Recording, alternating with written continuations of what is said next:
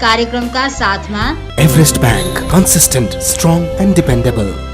NCC Bank, your business bank.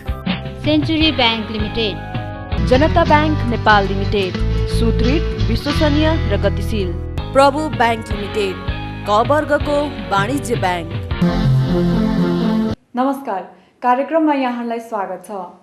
आयातको तुलनामा निर्यात खस्किँदै गएकोले चालु आर्थिक वर्षको 8 महिनामा व्यापार घाटा थप फराकिलो भएको छ। समीक्षा अवधिमा मुलुकको व्यापार घाटा 11.20% वृद्धि भई 4 खर्ब 44 अर्ब रुपैयाँ पुगेको छ।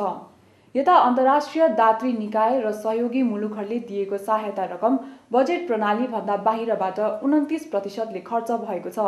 यसरी बजेट प्रणालीभन्दा बाहिरबाट रकम खर्च न्यूनीकरण गर्न सरकारले आग्रह गरेको छ। आजको कार्यक्रममा हामी नेपाल उद्योग वाणिज्य महासङ्घको 49औं वार्षिक साधारण सभा एवं उद्योग दिवस 2071, पर्यटन क्षेत्रमा लगानी बढ्दै, ऊर्जा क्षेत्रमा थप लगानी हुने लगानी बोर्डको भनाई लगायत साताका अन्य आर्थिक गतिविधिहरू लिएर प्रस्तुत भएका छौं। कार्यक्रमका साथमा साङ्ग्रिला डेभलपमेन्ट बैंक लिमिटेड, स्थानीय विकासको आधार। Kasthamandap development bank limited, your business is our pride. अहिले पर्यटन क्षेत्रमा लगानी विस्तार हुँदै गएको छ। पर्यटन क्षेत्रमा गरिएको लगानीको प्रतिफल भने मुलुकको पूर्वाधारसँगै जोडिएको छ। यता पर्याप्त पूर्वाधार नबनिसकेको अवस्थामा पर्यटन क्षेत्रमा गरिएको लगानी असुरक्षित भएको पर्यटन व्यवसायीहरूले बताएका छन्। एक रिपोर्ट। अहिले राजधानी र मफसलमा पर्यटन क्षेत्रमा लगानी वृद्धि हुँदै गएको छ। विशेष गरी तारे होटलहरू निर्माणमा लगानीकर्ताहरूको आकर्षण बढेको पाइन्छ। साथै अन्तर्राष्ट्रिय चेन होटलहरूको आबद्धता पनि होटल निर्माणको क्रममा बढ्न थालेको छ। दूषित थानी, मेल्टन, हिल्टन, सेराटन जस्ता अन्तर्राष्ट्रिय क्षेत्रमा ख्याति पाएका चेन होटलहरूको व्यवस्थापनमा नेपालमा होटलहरू सञ्चालनको तयारीमा रहेका छन्। एकातर्फ पर्यटन क्षेत्रमा लगानी वृद्धि भएको छ भने अर्कोतर्फ पर्यटकहरूको आगमनको सहजताका लागि मुलुकमा पर्याप्त पूर्वाधारहरूको निर्माण भएको छैन, जसकारण पर्यटन क्षेत्रमा गरिएको लगानी असुरक्षित भएको पर्यटन व्यवसायीहरूको धारणा रहेको छ। पहिलेको लगानी भनेको चाहिँ धेरै जसो व्यक्तिले आफै लगानी गर्थे। अहिले यी सबै चेन होटलहरू आउँदाखेरि लगानी जम्मैमा ब्याङ्कको छ। यदि यो होटलले सस्टेन गर्न सकेन भने त ब्याङ्क डुब्नु भने त पब्लिकको पैसा डुब्नु हो। त्यसकारण यसलाई जोगाउन गभर्मेन्टले गरिदिनुपर्छ के त भने उसले मार्केटिङ गर्नुपर्ने होइन, उसले टुरिस्ट ल्याउनु पर्ने होइन, उसले अब यो लगानी आएकोलाई देशमा एउटा राम्रो पोजिटिभ इकोनोमिक डेभलपमेन्टको चाहिँ सिग्नल हो यो होइन। यो हेड देखिएपछि इन्फ्रास्ट्रक्चर डेभलप गरिदिनु पर्यो। सिंगल रनवे र एयरपोर्टको facility compare to any other closer nation नहुँदाखेरि यहाँ त मिनिमम एक्सपेक्टेसन के हुन्छ भने एउटा हाइजिन, एउटा सेनिटाइज, एउटा राम्रो वातावरण। विदेशी पर्यटकले नेपाल आउँदाखेरि एकदमै भव्य ठुलो एयरपोर्ट खोजेका छैनन्, तर उनीहरूले एउटा बेसिक एउटा हस्पिटालिटी खोज्छन्। आउँदाखेरि एउटा राम्रोसँग व्यवहार गर्ने, धेरै लाइनमा कुर्न नपर्नेदेखि लिएर सर्टन स्ट्यान्डर्ड एउटा हुन्छ नि रेस्टरुमदेखि सबै, जुन सरकारले सबै 5 तारे र 1 तारेदेखि 5 तारे होटलमा सरकारले एउटा हामीलाई तोकेको छ। हामी त्यसमा बाध्य छौँ, हामीले त्यो स्ट्यान्डर्ड मेन्टेन गर्नै पर्छ भने सरकारले आफैले पनि आफ्नो एयरपोर्टलाई पनि एउटा स्ट्यान्डर्ड मेन्टेन गरिदिनु पर्यो। नेपालमा होटलमा डेफिनेटली प्रचुर सम्भावना छ, तर म के भन्छु भने एउटै ठाउँमा एउटै एरियामा फोकस गर्नुभन्दा देशभरि हामीले छरेर यो पर्यटन र होटलको विकास गर्न सक्यो भने चाहिँ त्यसमा सम्भावना र जोखिम चाहिँ कम होला। पूर्वाधारको निर्माणले पर्यटकहरूको बसाइ समेत लम्ब्याउन सकिने देखिएको छ। पर्यटकीय क्षेत्रको विस्तारले मात्रै पर्यटकहरूको आगमनमा वृद्धि नआउने सरकारवालाहरूको धारणा रहेको छ। यता पर्यटकहरूलाई आकर्षित गर्न विभिन्न प्याकेज तथा कार्यक्रमहरूको आयोजना तथा सञ्चालन गर्न पर्यटन व्यवसायीहरू क्रियाशील हुन आवश्यक रहेको छ। साथै सरकारले विश्व बजारमा नेपालको प्रचार प्रसारमा समेत ध्यान दिन आवश्यक रहेको बताइएको छ। युरोपियन युनियनले यो डोमेस्टिक फ्लाइट चाहिँ नेपालको सेफ छैन भन्दाखेरि कतिपय लामो चाहिँ टुरिस्टहरू, लामो बस्ने टुरिस्टहरू पनि, लामो चाहिँ तपाईँको पठाउने टुर अपरेटरहरूले पनि थोरै दिनको निम्ति मात्रै टुरिस्ट पठाउन लागे। काठमाडौँ मात्रै जाऊ अथवा काठमाडौँ पोखरा जाऊ भनेर, र एउटा हाई हिल भनेको चाहिँ तपाईँको लग्जरियस टुरिस्टले चाहिँ यो हाम्रो बाटोमा ट्राफिक जाममा 6-7 घन्टा अड्ने, ऊ सर्फेसबाट ट्राभल गर्न चाहँदैन। त्यसकारण अहिले कतिपय हामीले चितवनमा हेलिकप्टरबाटै लगिरहेछौँ। त्यस कारण यस्तो यो नेगेटिभ चिजहरू जे चाहिँ आएको छ यसलाई पनि चाहिँ के भने ढिलो सुस्ती नगरिकन गभर्मेन्टले यसको समाधान गर्नुपर्छ।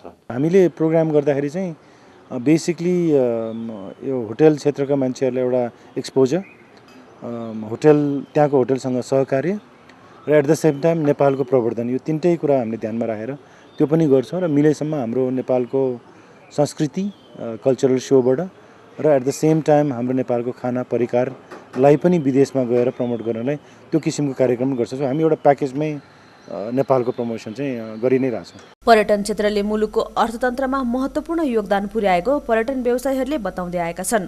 तर पर्यटन क्षेत्रले मुलुकको कुल गृहस्थ उत्पादनमा करिब 3% मात्र योगदान दिँदै आएको छ। यता पर्यटन क्षेत्रले अर्थतन्त्रमा पुर्याएको योगदानको वास्तविक तथ्याङ्क सङ्कलन सरकारले नगरेको बताइएको छ। वर्ल्ड ट्राभल एन्ड टुरिज्म काउन्सिलले तयार पारेको प्रतिवेदन travel and tourism economic impact 2015 अनुसार सन् 2014 मा नेपालमा पर्यटन क्षेत्रले 4,85,000 जनालाई थप रोजगारी प्रदान गरेको छ, जुन कुल रोजगार जनसङ्ख्याको 3.5% भएको उल्लेख छ। यस्तै प्रतिवेदनले सन् 2015 मा पर्यटन क्षेत्रमा रोजगारहरूको संख्या 4.5% पुग्ने अनुमान गरेको छ। विशेष गरी पर्यटन क्षेत्रमा रोजगारी भनेको होटल, ट्राभल एजेन्ट, वायुसेवा कम्पनी लगायत रहेका छन्। हस्पिटालिटीका धेरै कलेजहरू आइरहेका छन् र होटलहरूले पनि इन्टरनेसनल चेनहरूले अरू होटलहरूले पनि आफैले ट्रेनरहरू ल्याएर आफ्नै किसिमले पनि सिकाएको छ। गर्दाखेरि रोजगारीको वृद्धि मजासित हुन्छ र तपाईँको चाहिँ के अरे ट्रेनिङहरूको यिनीहरूको निम्ति हामीलाई समस्या छैन। धेरै जसो होटलहरूले नेपाली प्रडक्टलाई नै प्रेफरेन्स दिइरहेको हुन्छ, स्पेसली हाम्रो पेपर वर्क, सर्टन क्लोदिङ मेटेरियलहरूमा पनि र स्टाफको युनिफर्महरूमा धेरै जसो आइटमहरू हाम्रो डोमेस्टिकली प्रड्युस आइटमहरू नै हाम्रो हुन्छ। र खालि कस्तो भने अब इन्टरनेसनल क्लायन्टलाई हामीले सर्भ गर्नुपर्दा पनि सर्टन उहाँहरूको सुविधाको लागि मात्र हामीले सर्टन चिज चाहिँ हामीले विदेशबाट मगाउनु पर्ने हुन्छ। र त्यो गर्दा गर्दै रोजगारीकै कुरा गर्दाखेरि डिसिप्लिन रोजगारीलाई प्रोत्साहन गर्नुपर्ने भएको छ। किनभने हस्पिटालिटी सेक्टरमा अलिकति हस्पिटेबल भएन भने सोचाइ के हुन्छ, नेपाल आउँदाखेरि चाहिँ यहाँको कर्मचारीहरू एकदमै शिष्ट व्यवहार गर्ने, त्योलाई चाहिँ अलिकति हामीले ट्रेनिङ गर्नुपर्ने, त्यो अलिकति मैले देख्छु यसमा गर्नुपर्ने। तर रोजगारकै कुरा गर्ने हो भने रोजगार त अनलिमिटेड छ कि। चालु आर्थिक वर्षको 7 महिनामा ब्याङ्क तथा वित्तीय संस्थाहरूले होटल तथा पर्यटन क्षेत्रमा 36 अर्ब 68 करोड रुपैयाँ कर्जा लगानी गरेका छन्। मुलुकको पहिचान, निजी क्षेत्रको लगानी, ब्याङ्क तथा वित्तीय संस्थाहरूको कर्जा लगानी, स्थानीयहरूलाई रोजगारीको अवसर तथा स्वदेशी उत्पादनहरूको प्रयोग पर्यटन क्षेत्रले गर्दै आएको छ। त्यसैले पर्यटन क्षेत्रको प्रवर्धनमा सरकारको चासो आवश्यक रहेको छ। यो थियो पर्यटन सम्बन्धी सामग्री। अबको पालो केही बेर विज्ञापनको। लगानी बोर्डले हालसम्म करिब 3 खर्ब 50 अर्ब रुपैयाँको लगानीका लागि प्रतिबद्धता आएको बताएको छ। उक्त रकम मध्ये विद्युत विकास सम्झौता PDA सम्पन्न भएका 900 मेगावाट क्षमताका माथिल्लो कर्णाली र अरुण तेस्रो जलविद्युत आयोजनामा 2 खर्ब 50 अर्ब रुपैयाँ लागत अनुमान गरिएको छ। यस्तै केही समय अघि बोर्डले 1 खर्बको लागत अनुमान गरिएको 2 सिमेन्ट उद्योगमा वैदेशिक लगानीका लागि स्वीकृति प्रदान गरेको छ। बोर्डले उपत्यकाको फोहोर मैला व्यवस्थापनका लागि विस्तृत आयोजना प्रतिवेदन DPR को तयारी गरिरहेको छ। यस्तै पश्चिम सेती, तामाकोसी 3 र माथिल्लो मर्स्याङ्दी जलविद्युत आयोजनाहरूबाट पनि लगानी थपिने अनुमान गरिएको छ। कमिटमेन्ट चाहिँ धेरै आइसकेको छ। हेर्नुहोस्, यो दुईटा प्रोजेक्टमा लगभग 2.5 अरब डलर भनेपछि 250 अरब डलरको हो यो दुईटा प्रोजेक्ट, अरुण तेस्रो र माथिल्लो कर्णाली। त्यसको साथसाथै अन्य 3टा प्रोजेक्टमा पनि हामी अहिले काम अगाडि बढिरहेका छौँ। जस्तै अब पश्चिम सेतीमा चाइना 3 गोर्जेसको सह कम्पनी CWEI ले अब भनौँ न कामहरू चाहिँ सुरु गर्छौँ भनेर FDI अप्रुभलको निम्ति पनि अगाडि बढाएको छ। त्यो अर्को 150 अरबको छ। हेर्नुहोस्, त्यस्तै गरिकन माथिल्लो तामाकोसी 3 र तपाईको माथिल्लो मर्स्याङ्दी, यी दुईटा प्रोजेक्टको चाहिँ नि अरू करिब 2 अरब डलर भन्नाले 200 अरब चाहिँ नि यी प्रोजेक्टहरू अगाडि बढे पनि भित्रिन्छ। बोर्डले चाँडै नै 650 मेगावाट क्षमताको तामाकोशी 3 जलविद्युत आयोजना र 600 मेगावाट क्षमताको माथिल्लो मर्स्याङ्दी आयोजनाको पिडिए गर्ने तयारी गरेको छ। पिडिए त अब यो तामाकोशी र माथिल्लो मर्स्याङ्दीमा त अब चाँडै हुन्छ हेर्नुहोस् है। अब एउटा खाका तयार भइसकेको छ, अब खालि कमर्सियल एस्पेक्ट हामीले हेर्ने हो। अब कतिसम्म दिन सक्छन्, के सक्छन्, अब उनीहरूको 25 वर्षमा कति कमाउँछन् भनौँ, त्यो मोडलिङ पनि हामीले सबै गरिसकेका छौँ र अब चाँडै नै हुन्छ जस्तो लाग्छ। अब यता पश्चिम सेती पनि अगाडि नै बढ्नुपर्ने हो। अब यसलाई चाहिँ हामीले अगाडि लग्नुपर्छ। ठुला परियोजना निर्माणका लागि समय र लागत धेरै लाग्ने भएकाले तत्काल प्रगति नदेखिए पनि चाँडै नै आयोजना निर्माणले गति लिने भनाइ बोर्डको रहेको छ। ठुल्ठुलो प्रोजेक्टहरू एउटा प्रोजेक्ट गर्न धेरै हामीले गृह कार्य गर्नुपर्छ कि। अब हेर्नु पर्यो, अब कस्ट बेनिफिटका कुराहरू छन्, अब भनौँ इन्भाइरोमेन्टका कुराहरू छन्, अब रिहेबिलिटेसन, रिसेटलमेन्ट, यी त ठुल्ठुलो कुरा हुन् क्या। अब यसलाई कसरी ट्याकल गर्ने त हामीले, किनभने बनाउने भनेर अगाडि बढेपछि नि फेरि बिचमा रोकिन मिल्दैन हेर्नुहोस् है, किनभने कस्ट हो, टाइम इज मनी। त्यसैले अहिले नै त्यो सबै एङ्गलबाट हामीले हेरिकन चाहिँ नि अनि त्यसपछि प्रोजेक्ट चाहिँ नि सुरु हुन्छ क्या। अब भनौँ न यो पिडिए साइन भएको 2 वर्षभित्रमा चाहिँ नि उनीहरूले फाइनेन्सियल क्लोज गर्नुपर्छ। फाइनेन्सियल क्लोज भने सबै ब्याङ्करहरू, अब यो लगानीकर्ताले नै इन्भेस्ट गर्ने त होइन, सबै ब्याङ्कबाट लोन लिने हो। अब त्यो लिँदाखेरि उनीहरूको शर्तहरू हुन्छ, अब त्यो चाहिँ नि लगानीकर्ताले फुलफिल गर्न पर्यो होइन। अब इन्भाइरोमेन्टकै कुरा गरेँ मैले, अब त्यस्तो खालको कुराहरू चाहिँ धेरै आउँछन् क्या। त्यसैले यो 2 वर्ष पिरियड चाहिँ चाहिन्छ क्या। यता वैदेशिक लगानी नीतिको ड्राफ्ट तयार भइसकेको अवस्थामा नयाँ नीति तर्जुमा भन्दा पनि भएका नीतिको कार्यान्वयन गर्नुपर्ने बोर्डको धारणा रहेको छ। पोलिसी भन्दा पनि इम्प्लिमेन्टेसनमा चाहिँ हामीले जोड दिनुपर्छ क्या, कार्यान्वयन गर्नमा। मलाई लाग्दैन कि हाम्रा नीति कानुनहरू धेरै भनौँ न धेरै चेन्ज गर्नुपर्ने कुरोहरू छैन, तर के भने ती नीतिहरू कार्यान्वयनमा देखिनु पर्यो। भनौँ न हाम्रो भनाइ त के हुन्छ भने लगानीकर्ता, चाहे विदेशी लगानीकर्ता होस् स्वदेशी हो, उहाँहरूले चाहिँ नि एउटा भनौँ न ह्यासल फ्री एउटा वातावरण चाहिँ पाउनु पर्यो उहाँहरूले होइन। अब त्यसको निम्ति पक्कै पनि अब पोलिटिकल स्टेबिलिटीले पनि काम गर्छ हेर्नुहोस्। अब जस्तो संविधान बनेको अवस्थामा मलाई लाग्छ अझै धेरै जोस हुन्थ्यो होला लगानीकर्ताहरूलाई। दोस्रो संविधान सभाको निर्वाचनपछि मुलुकमा लगानीको वातावरण बन्दै गइरहेको छ। भारतसँग भएको ऊर्जा व्यापार सम्झौता र विद्युत विकास सम्झौता, अन्तर्राष्ट्रिय चेन होटलहरूको नेपालमा शाखा विस्तार लगायतका उपलब्धि यसका उदाहरण हुन्। अब संविधान निर्माण हुने हो भने नेपाल लगानीको उपयुक्त गन्तव्य हुने बोर्डको धारणा रहेको छ। दर्शकबिन, थप सामग्रीको लागि हाम्रो अफिसियल वेबसाइट www.arthakoarthanews.com लगइन गर्न सक्नुहुनेछ। कार्यक्रम अझै बाँकी नै छ, हामी सँगै रहनुहोला। निक्षेपको तुलनामा कर्जा प्रवाहको वृद्धि दर बढेकाले वाणिज्य ब्याङ्कहरूको कर्जा निक्षेप अनुपात झन्डै 80% पुग्न लागेको छ। कर्जा निक्षेप अनुपात सीमा नजिकै पुगे पनि वित्तीय प्रणालीमा 30 अर्ब रुपैयाँ बराबरको तरलता रहेको छ। नेपाल स्टक एक्सचेन्जमा सूचीकृत थप 7 कम्पनीहरूको सेयर अभौतिक रूपमा कारोबार र राफसाफ गर्न केन्द्रीय निक्षेप प्रणालीमा दर्ता गरिएको छ। थप सामग्री सहित अबको प्रस्तुति बिजनेस राउन्डअप। आर्थिक वर्ष सन् 2013-14 मा मुलुकले वैदेशिक सहायता मार्फत करिब 1 अर्ब 11 करोड अमेरिकी डलर प्राप्त गरेको छ।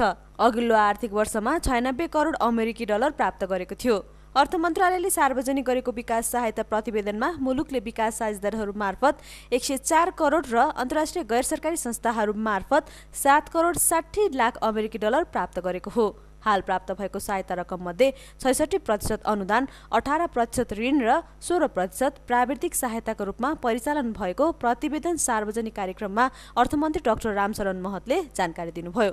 समीक्षा अवधिमा झण्डै 56वटा अन्तर्राष्ट्रिय गैर सरकारी संस्थाहरूबाट 110 परियोजनाहरू मार्फत नेपाल भित्रिएको 76 मिलियन अमेरिकी डलर समेत नेपाललाई प्राप्त भएको अर्थ मन्त्रालयले जानकारी दिएको छ। परिचालित भएको सहयोग रकम मध्ये 71% राष्ट्रिय बजेट प्रणाली मार्फत र 29% बजेट प्रणाली बाहिरबाट परिचालन भइरहेको अर्थ मन्त्रालयले जनाएको छ। यस्तै सहायता रकम मध्ये 61% जिल्ला आयोजनाहरूमा र 39% राष्ट्रिय स्तरका आयोजनाहरूमा खर्च भइरहेको देखिएको छ। नेपाल दूरसञ्चार कम्पनी लिमिटेडको 7औं वार्षिक साधारण सभाले शेयरधनीहरूलाई 47% नगद लाभांश दिने प्रस्तावलाई पारित गरेको छ। चालु आर्थिक वर्षको दोस्रो त्रैमासिकमा कम्पनीले करिब 6 अर्ब रुपैयाँ खुद मुनाफा गरेको छ। समीक्षा अवधिमा कम्पनीको कुल आम्दानी 19 अर्ब 90 करोड रुपैयाँ रहेको छ, जुन गत आर्थिक वर्षको सोही अवधिको तुलनामा 1.5%ले बढी हो। गत आर्थिक वर्षमा कम्पनीको कुल आम्दानी 19 अर्ब 60 करोड रुपैयाँ रहेको थियो। कम्पनीले गत आर्थिक वर्षमा 39 अर्ब 69 करोड रुपैयाँ कुल आम्दानी गरेको थियो, जसमध्ये कम्पनीको खुद मुनाफा 11 अर्ब 55 करोड रुपैयाँ रहेको थियो। जनता बैंक नेपाल लिमिटेड 5औं वर्ष पूरा गरी 6औं वर्षमा प्रवेश गरेको अवसरमा सोमबार रक्तदान कार्यक्रमको आयोजना गरिएको छ। बैंकको वार्षिक उत्सवको अवसरमा सामाजिक उत्तरदायित्व अन्तर्गत बैंकको प्राङ्गणमा रक्तदान कार्यक्रमको आयोजना गरिएको हो। रक्तदान कार्यक्रममा बैंकका अध्यक्ष, सञ्चालक समितिका सदस्यहरू, बैंकका व्यवस्थापक, कर्मचारी तथा ग्राहकहरूले रक्तदान गरेका थिए। बैंक स्थापनाको छोटो अवधिमा नै बैंकले सेवा विस्तारलाई तीव्रता दिँदै आएकाले आगामी दिनहरूमा पनि यसलाई निरन्तरता दिने बैंकका अध्यक्ष उदय नेपाली श्रेष्ठले जानकारी दिएका छन्। ब्याङ्कहरूले धेरै गर्ने कुराहरू हुँदैन, यसका गिभन म्यान्डेटहरू हुन्छन् हैन। यसको लको परिधिभित्र रहेर हामीले नेसनल इन्टरनेसनल स्तरमा देखिएका ब्याङ्किङ इन्डस्ट्रीहरूमा हामी आफू धरो खरो उत्रिने व्यवस्था गर्छौँ। हामी धेरै नयाँ कुरा गर्न सक्दैनौँ होला अहिले निकट भविष्यमा, तर के भने अहिले भइरहेको कुराहरूलाई चाहिँ हामी प्रमोट गर्दै जान्छौँ। यसैबीच बैंक मर्जरमा जाने सम्बन्धमा अध्ययन भइरहेको बताइएको छ। जनता बैंकको हाल 34वटा शाखा, 2वटा एक्सटेन्सन काउन्टर, 28वटा एटिएम र एउटा शाखा रहित बैंकिङ सेवाको माध्यमबाट आफ्ना ग्राहकहरूलाई सेवा दिइरहेको छ। इन्टरनेसनल मनी एक्सप्रेस आयामीले नयाँ वर्षको अवसर पारेर 3 दिन खुसी नामक नयाँ योजना सार्वजनिक गरेको छ।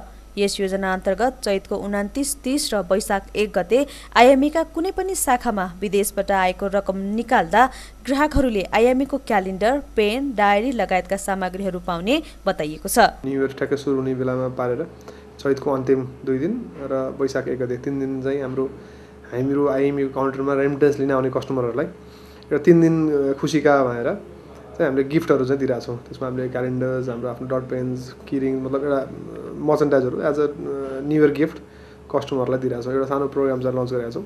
यो खालि एउटा चाहिँ हाम्रो भ्यालुड कस्टमर्सहरूलाई टार्गेट गरेर सुरु गरेको campaign. Reliance Lotus finance company लिमिटेडको 5औं वार्षिक साधारण सभा सम्पन्न भएको छ। कम्पनीको 5औं वार्षिक साधारण सभाले कुश मल्लीको अध्यक्षतामा 8 सदस्यीय सञ्चालक समितिको चयन गरेको छ। उक्त सञ्चालक समितिमा 2 जना सर्वसाधारण लगानीकर्ताहरूको समेत नियुक्ति गराइएको छ। कम्पनीको शेयर स्वामित्व संस्थापकतर्फ 70% र सर्वसाधारणतर्फ 30% पुर्याउन थप शेयर निष्कासन गर्ने निर्णयलाई साधारण सभाले पारित गरेको छ। चालु आर्थिक वर्षको दोस्रो त्रैमासिकमा कम्पनीले 2 करोड 33 लाख रुपैयाँ खुद मुनाफा आर्जन गरेको छ। समीक्षा अवधिमा कम्पनीको निक्षेप सङ्कलन 1 अर्ब 73 करोड रुपैयाँ र कर्जा प्रवाह 1 अर्ब 29 करोड रुपैयाँ रहेको छ। कम्पनी रिलायन्स फाइनान्स र लोटस इन्भेस्टमेन्ट फाइनान्स एक आपसमा मर्ज भएर सञ्चालनमा आएको हो। Nepal Australia chamber of commerce and इन्डस्ट्रीको 21 सदस्यीय प्रतिनिधि मण्डल 15 दिने अस्ट्रेलिया भ्रमणमा गएको छ। दुई देशबीच आर्थिक सामाजिक सम्बन्धमा विस्तार गर्न र लगानी बढाउनका लागि यो भ्रमण फलदायी हुने बताइएको छ। सबभन्दा पहिले हामी मेलबर्नमा जान्छौँ। मेलबर्नमा चाहिँ त्यहाँका एनआरएनहरूसँग पनि हामी मिटिङ गर्छौँ र नेपालीहरूलाई एनआरएनहरूलाई नेपालमा लगानी ल्याउनको लागि पनि उहाँहरूलाई हामी नेपालको बारेमा अझ उहाँहरूलाई कन्भिन्स गर्ने प्रयास गर्छौँ भने त्यस्तै त्यहाँ चाहिँ हामी भिक्टोरियन चेम्बर अफ कमर्स भन्ने एउटा संस्था छ, चेम्बर अफ कमर्स त्यहाँको मेलबर्नको, त्योसँग चाहिँ हामी एउटा एमओयू पनि साइन गर्छौँ र त्यसका चाहिँ चेम्बरका चाहिँ प्रतिनिधिहरूसँग चाहिँ चेम्बर टु चेम्बर मिटिङ गर्छौँ मेलबर्नमा हामी 15 तारिकमा। त्यसपछि हामी ब्रिस्बेनमा हाम्रो मिटिङ छ। ब्रिस्बेनमा चाहिँ ब्रिस्बेन चेम्बर अफ कमर्ससँग chamber to chamber of commerce meeting हुन्छ। नेपालमा चाहिँ खास गरी लगानीको वातावरण राम्रो छ भन्ने बारेमा हामी छलफल गर्छौँ भने अनि ब्रिस्बेनपछि हामी सिडनीमा आएर चाहिँ त्यहाँको एनआरएन आइसिसी इन्टरनेसनल जुन कम्युनिटी छ त्योसँग चाहिँ हामी छलफल गर्छौँ भने त्यस्तै हामी चाहिँ अस्ट्रेलियन चेम्बर अफ कमर्स सबभन्दा ठुलो संस्था त्यहाँ अस्ट्रेलियाको एसिसिआई भन्छ, त्योसँग चाहिँ हामी B2B मिटिङ क्यानबेरामा गर्छौँ। काठमाडौँ न्यू रोड पाको क्षेत्रमा मोबाइल कार्निभल सुरु भएको छ। नयाँ वर्ष 2072 साललाई लक्षित गर्दै सुरु भएको मेला वैशाख 1 गतेसम्म सञ्चालन हुनेछ। पाको युथ क्लबको आयोजनामा न्यू रोड क्षेत्रको पाको र ताम्राकार कम्प्लेक्समा सुरु भएको मेलाको एसिड घटनाका पीडित सीमा बस्नेत र सङ्गीता मगरलाई प्रति व्यक्ति 25,000 रुपियाँको चेक र एक-एकवटा मोबाइल हस्तान्तरण गरी उद्घाटन गरिएको आयोजकले बताएको छ। मेलामा 10 लाख मोबाइल उपभोक्ताहरूले अवलोकन गर्ने र अवलोकनकर्ता मध्ये एसएलसी दिएर बसेका विद्यार्थीहरूले खरिद गर्ने मोबाइलमा विशेष उपहारसहित छुट दिने बताइएको छ। साथै एसएलसी दिएर बसेका विद्यार्थीहरूले खरिद गरेको मोबाइलमा लकी ड्र मार्फत 50,000 रुपियाँ बराबरको छात्रवृत्ति प्रदान गर्ने आयोजकले बताएको छ।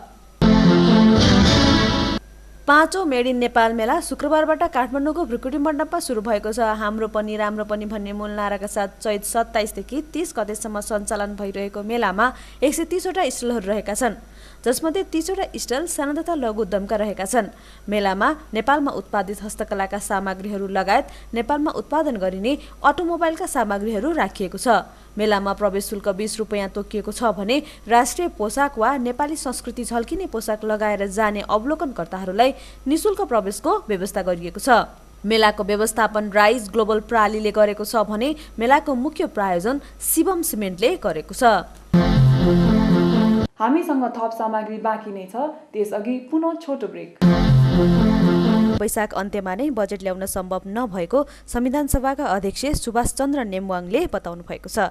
आगामी आर्थिक वर्षका लागि वैशाख अन्त्यमा नै बजेट ल्याउने तयारीमा अर्थ मन्त्रालय रहे पनि अहिलेसम्म पूर्व बजेट छलफल हुन नसकेको र बजेट अधिवेशनको कुनै तयारी नभएकाले वैशाख अन्त्यमा नै बजेट ल्याउन नसकिने उहाँको भनाइ थियो। वैशाखमा बजेट पेश गर्ने हो भने त्योभन्दा अगाडि प्री बजेट छलफल हुनुपर्छ। नियावलीको यो व्यवस्था छ। पूर्व बजेट छलफल संसदमै सिङ्गो हाउसमै छलफल गर्ने व्यवस्था छ। त्यो छलफलको आधारमा बजेट बनाउने व्यवस्था छ। अनि त्यो प्री बजेट छलफल भन्नुको अर्थ बजेट पेश हुनुभन्दा अगाडि नीति तथा कार्यक्रम संसदमा पेश हुनुपर्छ, अर्थात् राष्ट्रपतिको सम्बोधन हुनुपर्छ। यो सबै कुरा गर्नुपर्ने बजेट अधिवेशनभन्दा अगाडि हिउँदे अधिवेशन त गर्नै पर्छ। हिउँदे अधिवेशनकै सुरसार छैन, बर्खे अधिवेशनको कुरा त कहाँको कुरा हो। यसतर्फ तपाईहरूले ध्यान दिनुपर्छ कि यहाँहरूले घचघच्याउनु पर्छ कि यहाँहरूको चिन्ता र सरकार त्यसतर्फ जानुपर्छ कि? नेपाल उद्योग वाणिज्य महासङ्घको 49औं वार्षिक साधारण सभा र उद्योग वाणिज्य दिवस 2071 को उद्घाटन गर्नुहुँदै अध्यक्ष नेमवाङले आवश्यक विभिन्न विधेयकहरू संसदबाट पास गर्न सरकारको ध्यानाकर्षण गराउन आफूले भूमिका खेल्ने पनि बताउनुभयो। महासङ्घको 49औं वार्षिक साधारण सभामा कार्यवाहक अध्यक्ष पशुपति मुरारकाले आर्थिक विकासका लागि राजनीतिक स्थिरता र नीतिगत स्थायित्व आवश्यक रहेको र मुलुकको समृद्धिका लागि दोस्रो संविधान सभा सफल हुनै पर्नेमा जोड दिनुभयो। मुलुकको समृद्धिको लागि संविधान सभा सफल हुनै पर्दछ। जनताको वर्षौंदेखि अपेक्षा र मुलुकको सर्वोपरि आवश्यकतामाथि कुठाराघात गर्ने कार्य कतैबाट हुनु हुँदैन भन्ने हाम्रो प्रष्ट अडान छ। नेपाललाई आर्थिक समृद्धि र प्रगतितर्फ उन्मुख गराउन सक्ने किसिमको संविधान बन्यो भने मात्र नेपालको निरन्तर चलिरहेको संक्रमणको अन्त्य हुनेछ। यस आशमा हामीले राजनीतिक दल र सरकारलाई संविधान निर्माण चाँडो टुङ्ग्याउन भन्दै आएका छौँ। कार्यवाहक अध्यक्ष मुरारकाले सरकारले निजी क्षेत्रका पूर्वाधार, ऊर्जा, बन्द हडताल, आवश्यक ऐन नियमको तर्जुमा लगायतका समस्याहरूलाई सम्बोधन गर्दै निजी क्षेत्रसँगको सहकार्यलाई प्रमुख प्राथमिकता दिएर अघि बढ्नुपर्ने बताउनुभयो। उहाँले अध्यक्षविहीन भएको महासङ्घलाई अगाडि बढाउनका लागि सबैको साथ र सहयोग आवश्यक भएको बताउनुभयो। मुलुकभित्र उद्योग व्यवसाय गर्ने उपयुक्त वातावरण छ भन्ने सन्देश राष्ट्रिय अन्तर्राष्ट्रिय परिदृश्यमा दिनुपर्नेमा राष्ट्रको अर्थतन्त्रमा ठूलो हिस्सा रहेको निजी क्षेत्रले बेला बखत राज्य संयन्त्रबाट हुने व्यवहारबाट यो क्षेत्रलाई अत्यन्त पीडा बोध हुँदै आएको छ। मुलुकभित्र उद्योग व्यवसाय सञ्चालन गरी राज्यलाई राजस्व, जनतालाई रोजगारी दिने यस वर्गमाथि राज्य पक्षबाट निर्णय लिँदा त्यस्तो राष्ट्रिय अर्थतन्त्र, राष्ट्रिय अन्तर्राष्ट्रिय लगानीमा पर्ने प्रभाव समेतलाई ध्यान दिन र निजी क्षेत्रलाई साथमा लिएर अघि बढ्न महासङ्घ सरकार लगायत सबै सरकारवालाहरूसँग विशेष आग्रह गर्दछ।